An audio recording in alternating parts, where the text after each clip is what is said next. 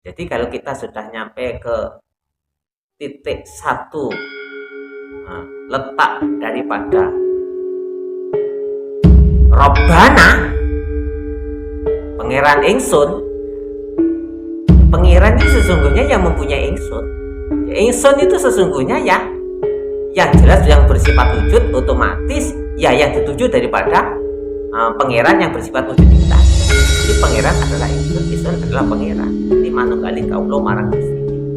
Kaulo sesungguhnya adalah Gusti, Gusti sesungguhnya adalah kaulo. Karena apa? Letak sesungguhnya, letak keterangan daripada Gusti dan kaulo itu terletak kepada satu titik yang di situ terdapat beberapa sifat yang menunjukkan kekuasaan daripada Allah itu sendiri. Jadi kita tadi membahas tentang kaulo adalah Gusti adalah kaulo. Kita sudah tidak meletakkan alam semesta di pemahaman kaulo dengan Gusti kita. Karena kaulo itu sesungguhnya ya Gusti itu ya kaulo. Kaulo itu kan makhluk, Pak. Kita tidak menyebut kaulo makhluk. Kaulo itu makna saya. Kaulo nyuwun pamit. Nah, maknanya kan kaulo nyuwun pamit kan ngaten.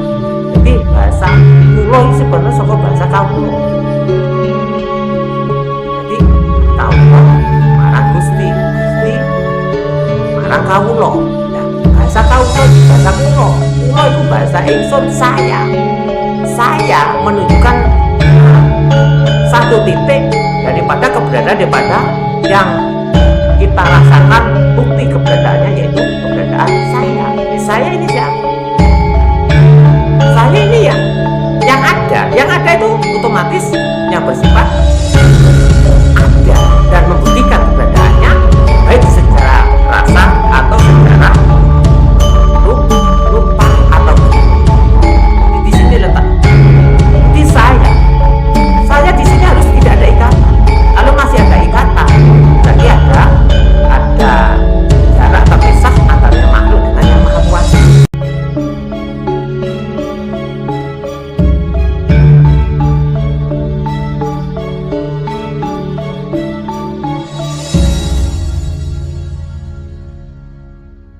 Assalamualaikum warahmatullahi wabarakatuh.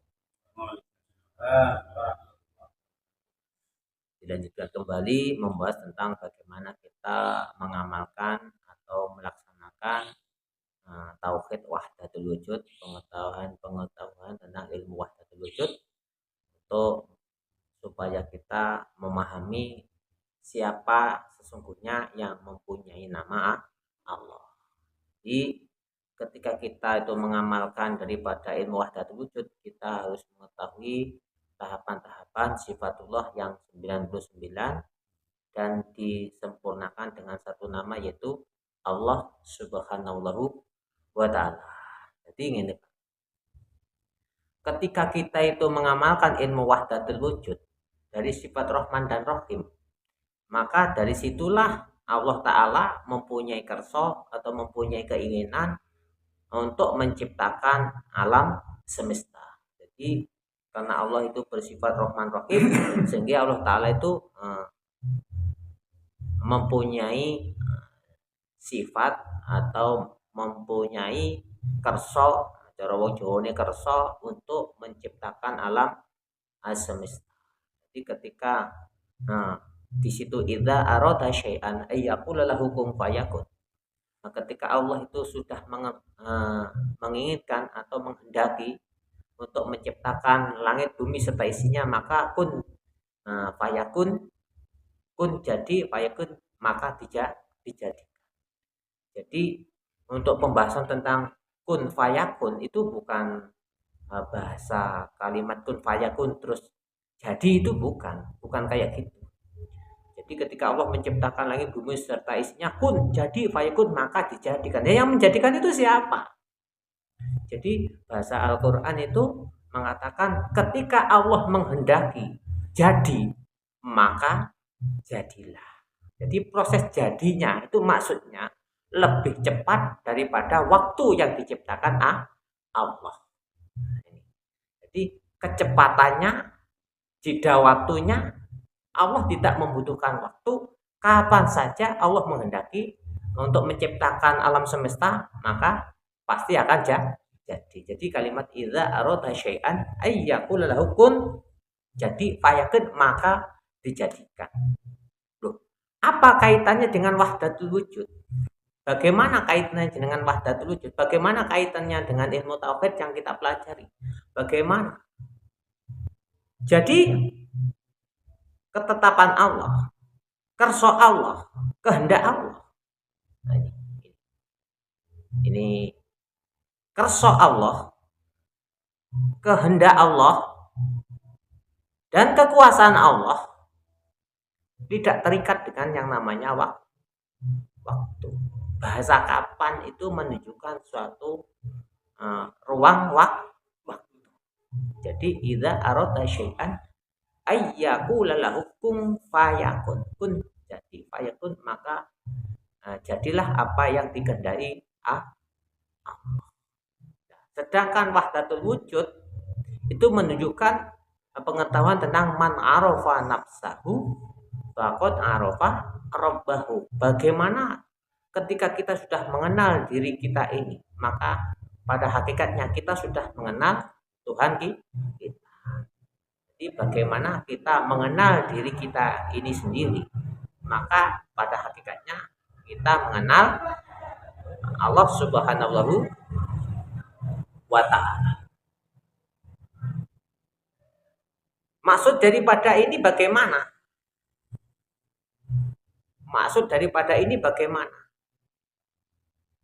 Ketika kita merasakan ada, maka yang kuasa merasakan dan membuktikan daripada keberadaan yang dirasakan, pada hakikatnya itulah adanya Allah. Makanya ketika Allah menjadikan apa saja tidak membutuhkan jeda waktu atau waktu, ketika Allah itu menghendaki maka jadilah. Jadi seperti halnya bagaimana Allah berkehendak menjadikan manusia, maka jadilah. Jadi kalau ada cerita proses manusia itu diciptakan dari tanah dan dicampur dengan air serta mungkin menjadi endut, kemudian dicetak menjadi bentuk manusia. Itu kan bagaimana para pemikir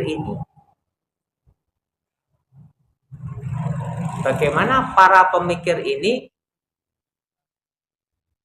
melaksanakan kemampuan daripada daya ingat hati, akal, dan pikiran untuk menelaah, untuk memahami tentang ayat idza arada syai'an ayyakul lahu kun fayakun.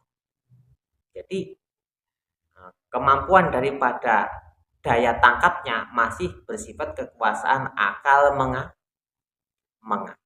Sedangkan idza arada syai'an ayyakul lahu kun fayakun, Gusti Allah itu tidak membutuhkan akal atau mengakal.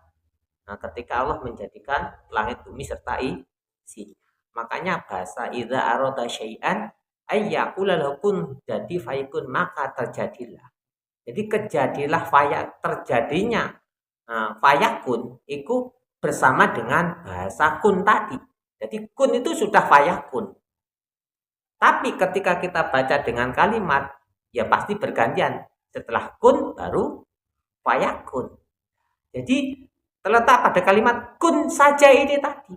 Fayakun sebagai khobar daripada kun yang terletak pada kerso Allah ini tadi. Ketika Allah menginginkan A jadi, maka jadilah A. Ketika Allah menginginkan B jadi, maka jadilah B. Lah, berhubungan dengan ilmu-ilmu pemahaman yang kita pahami tentang wahdatul wujud ini bagaimana? Bagaimana? Ketika kehendak kita pada hakikatnya adalah kehendak Allah. Karena bahasa kita diketahui masih dalam tahapan ikatan. atau mengikat. Mengikat bagaimana? Bahasa kita, kerso kita, kehendak kita adalah kehendak Allah. Terikat dengan sifat malikullah. Jadi kita ini miliknya Allah, bahkan kehendak kita itu kehendaknya Allah. Ya, bahasa kehendaknya Allah karena kehendak kita adalah malikullah, miliknya Allah. Jadi batasan-batasan bagaimana kita memahami tentang Tuhan, bagaimana kita memahami tentang pangeran, karena masih ada batasan-batasan, ikatan-ikatan seperti ini. Wujud saya adalah wujudnya Allah.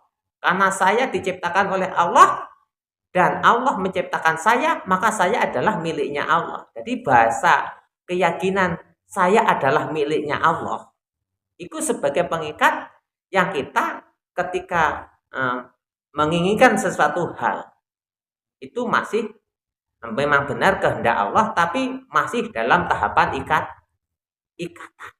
Ya ini. Padahal ketika Allah menghendaki kun, jadi fayakun, maka terjadilah. Bahasa maka terjadilah itu sesungguhnya khobar atau menerangkan tentang kecepatan daripada kehendak Allah kun ini tadi. Ini. Jadi seperti halnya kersone awak dhewe, kehendak kita adalah kehendak Allah. Mengapa di sini ada jeda waktu untuk Allah menjadikan sesuatu hal, sedangkan kita memahami keberadaan kita adalah keberadaan Allah?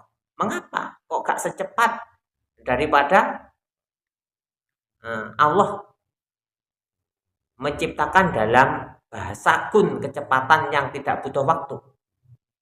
Karena apa?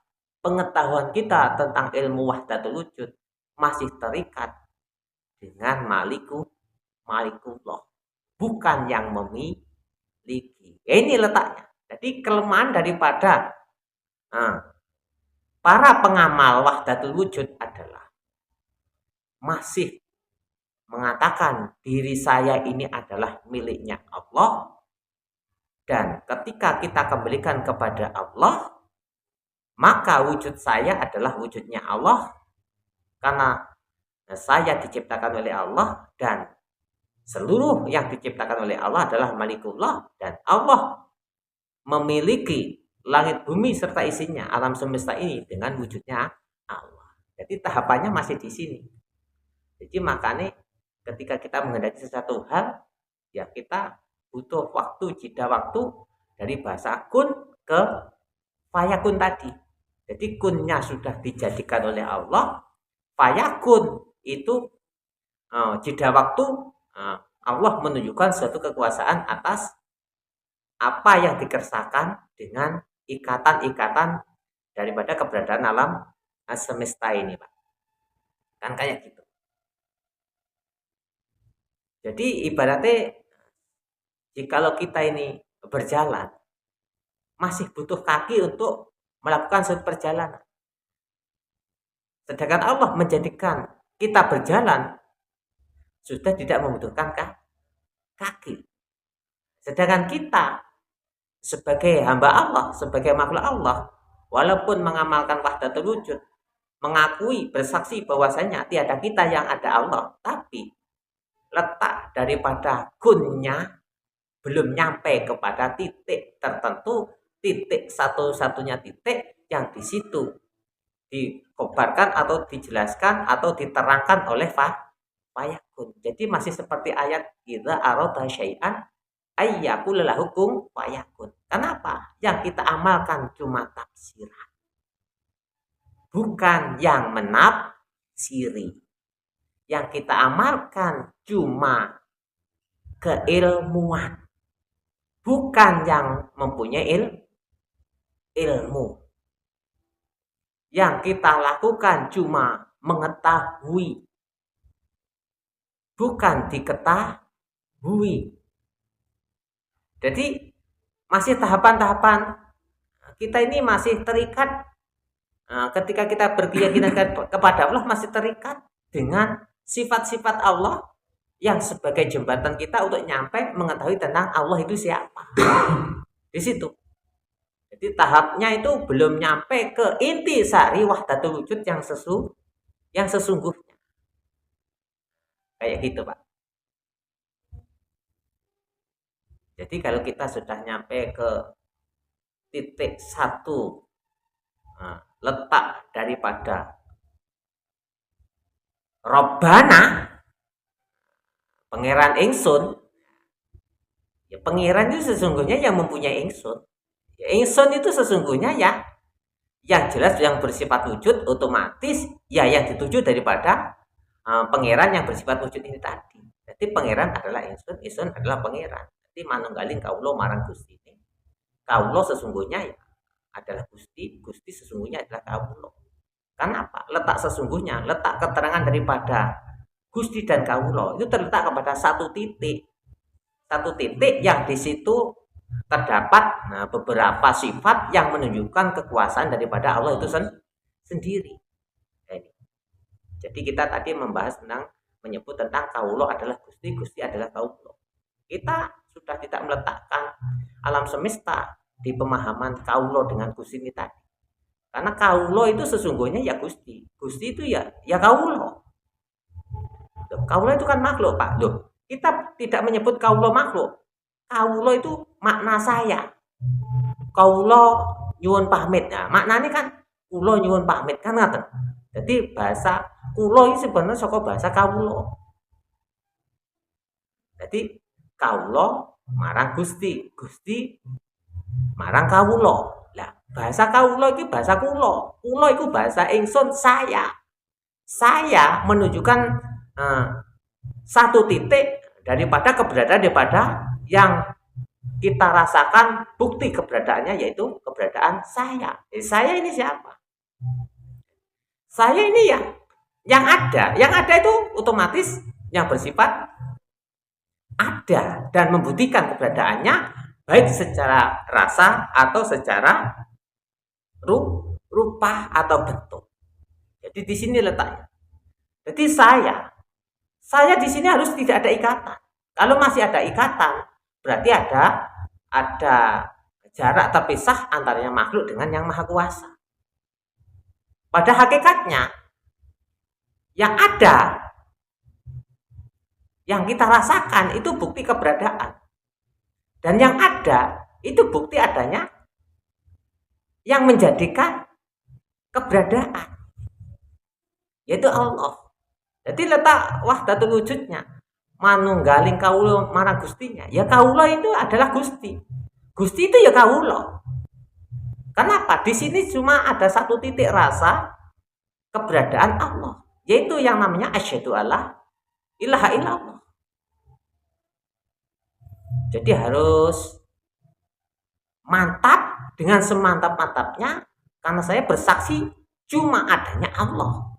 Yang saya rasakan kesaksian daripada rasa yang merasakan, kesaksian daripada mengetahui yang diketahui, kesaksian daripada melihat dan yang dilihat, kesaksian daripada sesuatu hal yang bersifat ada yang membuktikan keberadaannya, yaitu cuma satu titik. Satu titik itu rasa yang sudah tidak terduakan, yaitu Allah, adanya Allah. Makanya di alam semesta ini kita seringkali setiap hari, setiap waktu, setiap detik, setiap saat, sesungguhnya kita tidak pernah tidak bertemu dengan Allah. Karena kedekatan makhluk dengan Allah itu tidak bisa diceritakan ataupun diumpamakan. Karena kedekatan daripada Allah dengan makhluknya seperti halnya dekatnya darah dengan warna merahnya.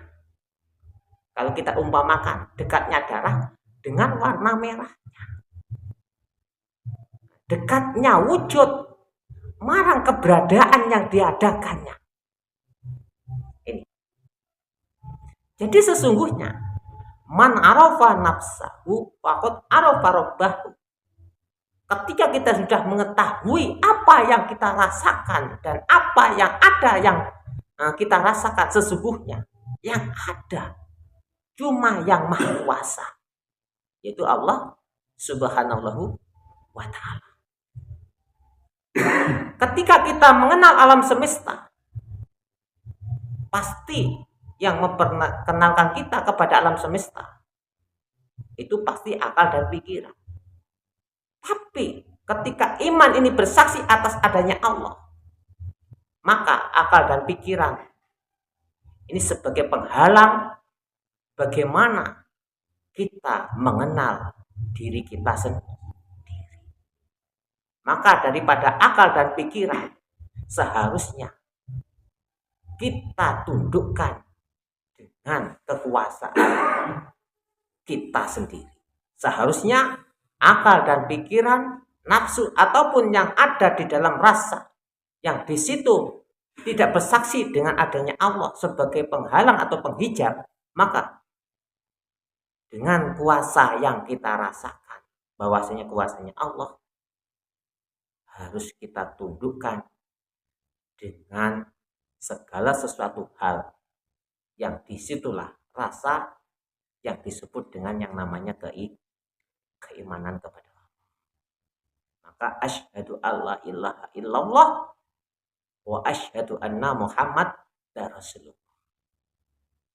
Bagaimana menempatkan Allah atas bentuk dan rupanya, menyatu dengan wujudnya, maka ketika kita bersaksi, dua kalimat syahadat itulah pada hakikatnya yang selalu kita saksikan setiap hari. Asyhadu alla ilaha illallah wa asyhadu anna Muhammad. Mudah-mudahan pengajian pada malam hari ini Allah memberikan suatu pemahaman dan pengertian, dan mudah-mudahan Allah selalu memberikan suatu perlindungan atas pengetahuan-pengetahuan rasa daripada tipu daya iblis atau syaitan. Dan mudah-mudahan harapan kita selalu diberikan oleh Allah hidayah Allah, sehingga kita mengetahui tentang ketuhanan yang sesungguhnya, yang tidak tercampuri atau terperdaya tipu daya iblis atau setan. Selalu menjadi umat Muhammad dan selalu menjadi orang yang takwa, yang selalu mengerjakan perintah Allah dan menjauhi larangan Allah. Usikum wa nafsi bittaqullah. Wassalamualaikum warahmatullahi wabarakatuh. Waalaikumsalam.